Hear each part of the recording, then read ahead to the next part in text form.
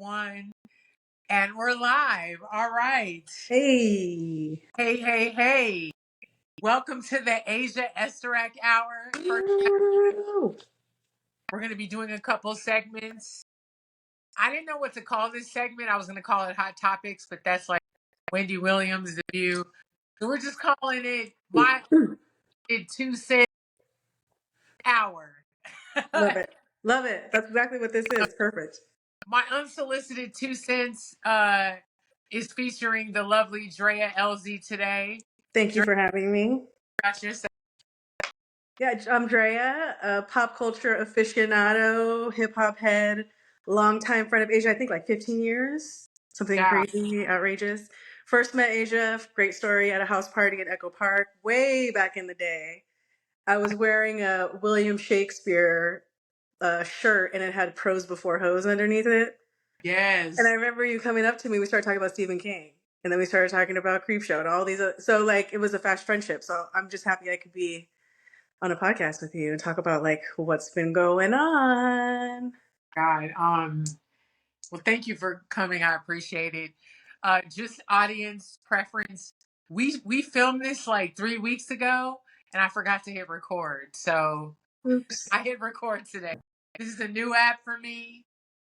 Shout out to Riverside. All right. So disclaimer: everything that we're going to be talking about in this is all alleged. We're just gathering the information like you watching from the internet, what we see on the news, and what we've read from the lawsuits and indictments. But this is all alleged. Alleged. All right. I guess Diddy, obviously, let's talk about him. I I mean, watched a whole documentary on Peacock just before filming. Kind of summarized what we all kind of knew anyway, but it's still weird to listen to here. What I do mean, you to go back through the years of just and connecting the dots, all the things that we've seen sort of like right in our faces. I mean, as blatant as like children in music videos that were completely inappropriate to, even other rap artists and other artists in the industry speaking out about like blatant things that were happening in the industry, and we all just kind of like brush it off. Okay, part of the deal. That's what it is. That's what it comes with. But now to kind of see the enormity and the egregiousness of everything, I think is like what's taking this whole thing to another level for sure. it's too I think for all like scary heads, I feel like um it's confirming a lot of the stuff that we've been hearing about all these years, reading about, and now you're like, this shit is true. Like it's like opening up another box of another can of worms. Right, right. Worms being open weren't enough. This takes down a rabbit that affects every single person. Everybody in some way is influenced by something of pop culture. No matter Well, who. let's go beyond pop culture, even. I mean, we're talking about Jay-Z having worked on, and we'll talk about Jay-Z later, but having Yeah. worked on political campaigns. He was a part of Hillary's campaign, Obama's campaign. So these people have, and by people, I mean these people in power, effectively have their hands everywhere. I mean, Diddy had the key to New York. So, I mean, we're talking hands not just in the industry and controlling the music industry, but also too, it's like, wow, the implications are far reaching. Are we talking politicians now? How far does this go? I think it goes to politicians. I think it goes beyond. And I think I'm a firm believer of truth is stranger than fiction. So who knows? You know what gets me though is I think, okay, the allegations, I mean, we're at 30 plus active lawsuits now. I think we're almost close to 40 at this point. Yeah. All of different sort of backgrounds, sort of same story. I was at a party, took a drink, felt some kind of way, woke up, and all these things that happened to me, right? So like the tenor of all these stories are all the same. I think what gets people even further, like beyond in terms of like their imagination, right? And how big this is the egregiousness of everything. We're not just talking about oh, he groped me and touched me inappropriately in passing. We're talking, and that's horrific, right? But we're talking about I was sexually penetrated by a remote control. I was thrown into the back of an SUV and violently sodomized, right? Of course, all these things are alleged, as we said, but I mean, to hear, of course, and then of course, coupled with that, to see the Cassie video and the violence that was so just utterly over the top. I mean, how do we sort of like wrap our psyche around all that, right? It's a lot. It's well, I said this when all this started coming out. When I read the Cassie lawsuit and just all the things described there, all the different types of abuse and him like, insisting on a freak off while she's at her own birthday party, like, no, I need you to leave now. We're going now. Like Mm-hmm. it's it's some other, like, what is going on with this guy? Like there's something wrong with this person. That is not normal behavior. Well, it's not enough. It's very not Right. enough behavior, right? It's like, okay, well, money, I have all the money in the world. I think it's like, this is like a case of like narcissism meets like all the money in the world, meets power, meets no accountability, meets the need for a chase for something more. Yeah. You know, it's when you get to that level, it's like, what's next? Yeah. And how do I get my thrill, or what's the next proclivity or the next thing that I need? There is no enough. There's It's no. addict behavior, honestly, too. So, I mean, that's a part of it, and that's part of what's being alleged is like, Yeah. that he's a major drug, again, all alleged, that he's a major drug addict. And that wouldn't surprise me because when we talk about, addiction and the way that that operates, it's never enough. And which is, we look at that with gambling, porn, everything else that are sort of those process addictions. But power, you know, we can't discount that there's an addiction there, addiction to this power, this need. And if think about it, if you're him and you are stupid rich, you're extremely powerful, and you allegedly have a serious drug addiction, that's a cocktail for insanity. Yep. For the most erratic, off the wall shit. Something crazy is, I need a freak off right now. It's 3:38 p.m. I want it right now. Well, But effectively, it's like anything goes. right, yes. Anything goes. You I can't can tell pay for it. I can deal with no. it. I can clean it up. All the things. You can't tell this person no. How are Nope. you gonna know? You have the key to New York. How am I going to tell you no? You have the key to the industry. Right. You have the key to all the people that I need to know. I'm You loved have the by reputation. no one would ever believe you. It's Right. it, it's So just crazy. And yeah. the aftermath of all of that and how far his star has fallen, and now he's in jail. He'll be in jail 1 year soon. Yep.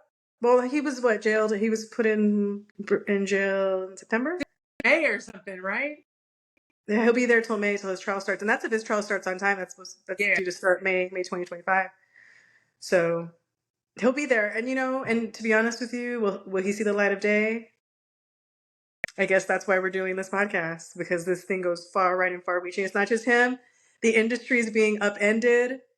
The party scene is quiet. People are gathering their intel. People are trying to figure out who's on these tapes. People are Right. trying to get their alibis together. The big, elephant in the room is what's on these tapes. Well, they What do know. people know? And the Or ones some that of them probably don't want to believe it. would you say? I said, or some of them probably don't want to believe it. There's a world in which they're like, oh yeah, there might have been something I did, but maybe it was good. Oh yeah. How I detailed are we getting with all this combing through the tapes too? So that's a different thing. I think people are nervous. That's why he's been extremely quiet. And I think that the dudes who come out to speak up on his behalf are people who are of no credibility, and the Stevie J's and the Ray J's. And I'm not. You know what? I take that back. I'm not saying he's not credible. It's just Stevie J. You've already proven to be a liar on national television. Right. And on your own television show. Jay, I think you're trying to get ahead of everything. I think Mm-hmm. you're a lot more involved. And if this is the Illuminati or whatever, I feel like he was playing in the front to make all the interviews and stuff, because it's very random and unnecessary. There's no reason for him to be doing these. No one's asking him any questions. He's not in anything. So why do you feel the need to come out and speak on this? No one's asking you to speak on it. bizarre relationship between those two. I'm just going to leave it at that. You know, who knows what the motive is behind coming out Right, and feeling compelled to randomly. Your right, reputation's not on the line per se. No, but you don't have much skin in the game. Your credibility comes from Love and Hip Hop, which I mean, we've all watched. You and I, we right. could have done a whole podcast on Love and Hip Hop Oh my as gosh. much as we watched it in every spinoff and every iteration. Yes. But you know, he's obviously was just operated like trash in terms of his integrity. So it's like, okay, now you kind of want to come out and speak out.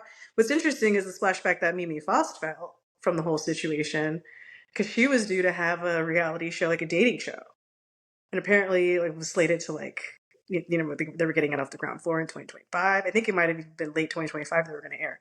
Don't quote me on that. I forget what she was said about it, but yeah. And then she got a call. Sorry, we're not doing it anymore.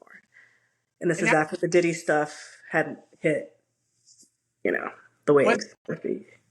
that was through BET, if I'm not mistaken. I think it was going to be through BET. Okay, yeah, yeah. So, you know, I mean, it's interesting. He's, you know, to the degree to which the federal government wants to implicate every single person that's been in, you know, I think there's going to be a lot of factors. How long was this person involved in all the shenanigans? How long did they turn a blind eye? To what degree were they involved? I mean, is there footage of them engaging in specific behaviors? Like, how far can you go? I mean, we know Christina Quorum. Yeah, she's whew, She's gonna go. This is just Lane, as right? she did it, like Again, allegedly. she needs to You know, go. That all actually happened. Because yikes. so there are core people here that are gonna be, you know, that are gonna feel some significant consequences around all Yeah, this. How far they want to go with it, like his children, for example, are they gonna go that far and say, well, they were around? So you know what I mean? So like, it's gonna be interesting to see how far the government goes. definitely his sons. I think that okay. I actually didn't send this to you on our talking points, but I wrote this down because I have my dry erase board here. But I wrote down Diddy legal predictions. If you could predict, woo, this is a loaded question. Okay, I was gonna say, gather my thoughts. but okay, if you could predict, um, how do you think this will play? What in your prediction? What do you think? How do you think it will play out? Like in the courtroom. Yeah, like what do you think is going to happen? I think, you know what's interesting, and I think you and I had touched on this the first time we recorded this, but I think what's going to surprise me about this, first of all, I don't think he's going to see the light of day. I think just based on what we've seen with R. Kelly, and Right? the R. Kelly situation, if we put side by side, yeah, some horrific things took place side by side, but we look at the enormity.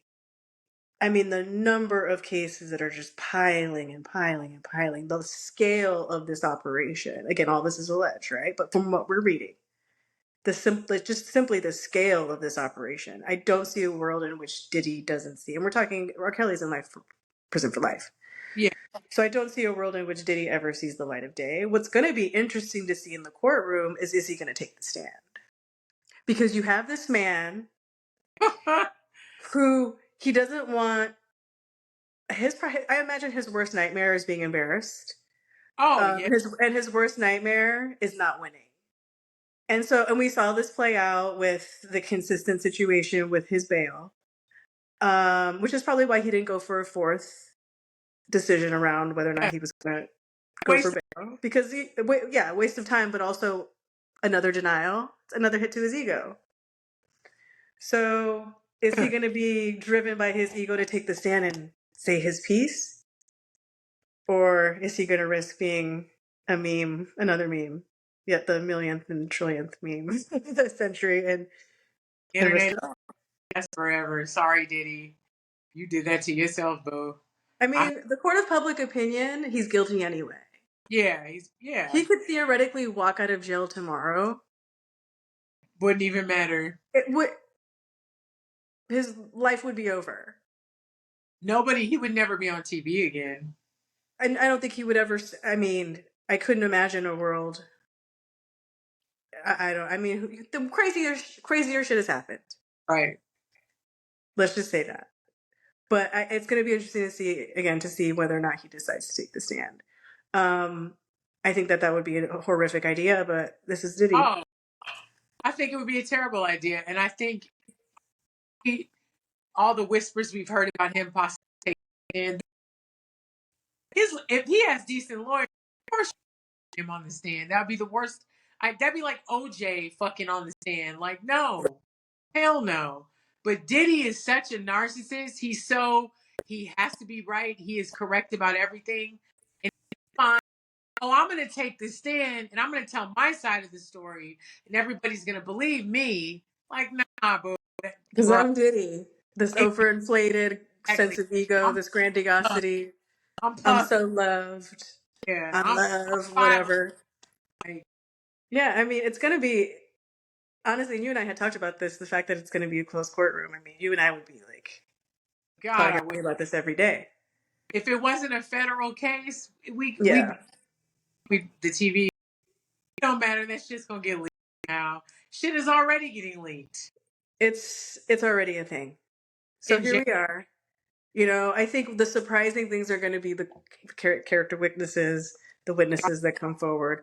That's going to be the shocking stuff. Like, who's right now in the process of making deals with the government?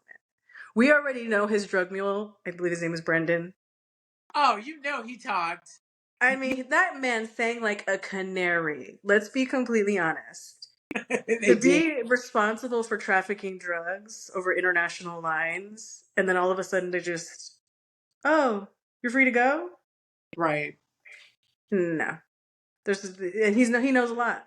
He knows a lot. I mean, ultimately, people, and I think that this is likely what's happening now, is people are taking stock and saying like, okay, who's going to be the fall person? Well, Diddy clearly. Diddy's So the I think everyone's going to throw him under the bus. yeah.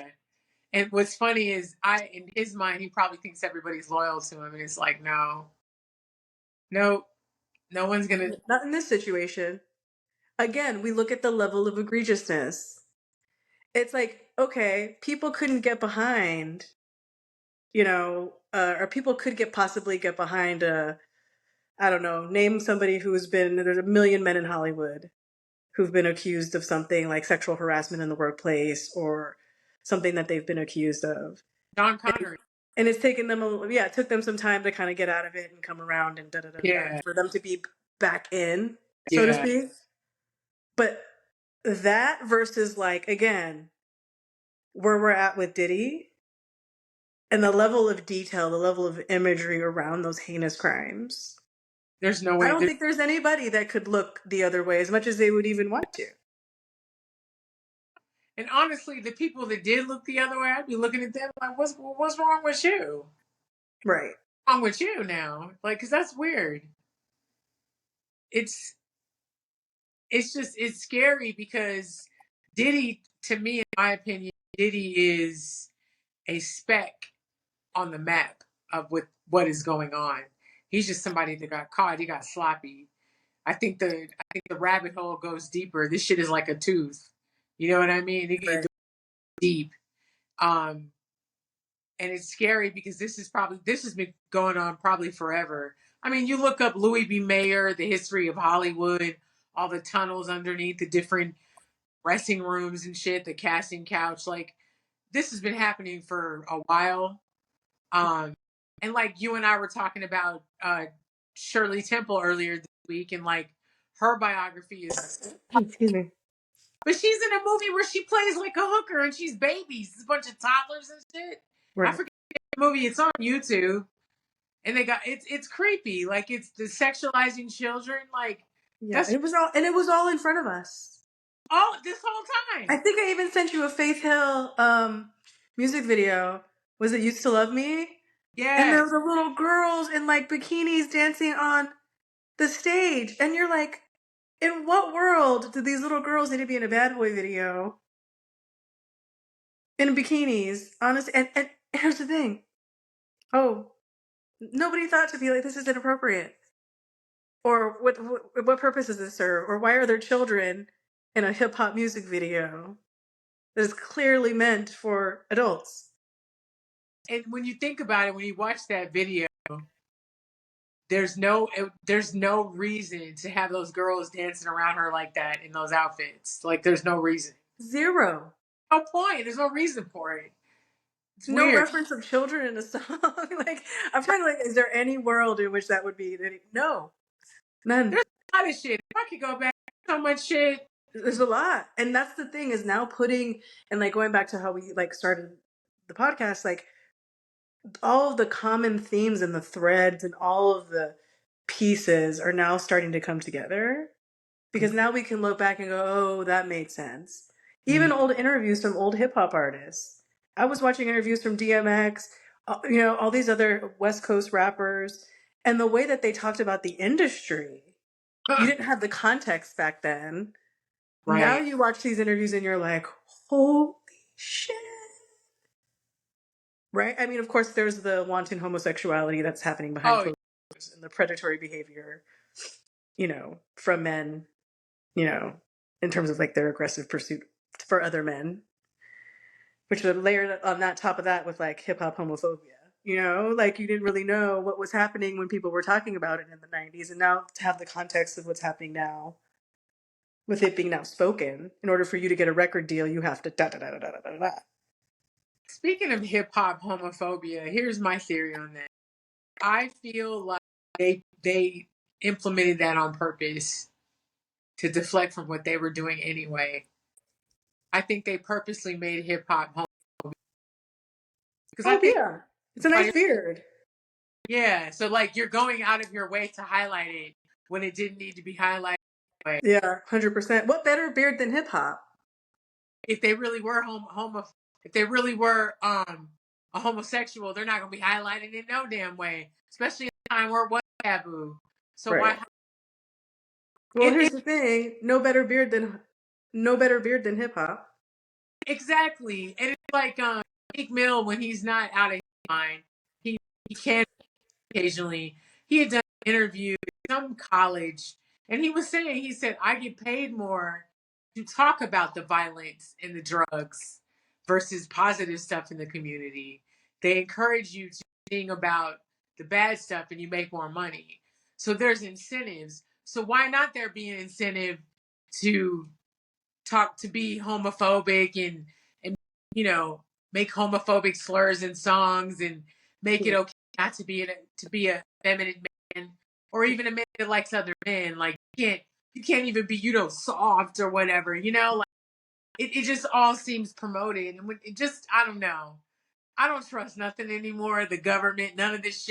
I mean, I don't blame you, but here's the thing too: it's not just homophobia; it's like misogyny, hatred. Oh, all of that. All of it. It's like everything is. You're like, the more ridiculous and over the top you are, and actually like horrific you are of a person, almost.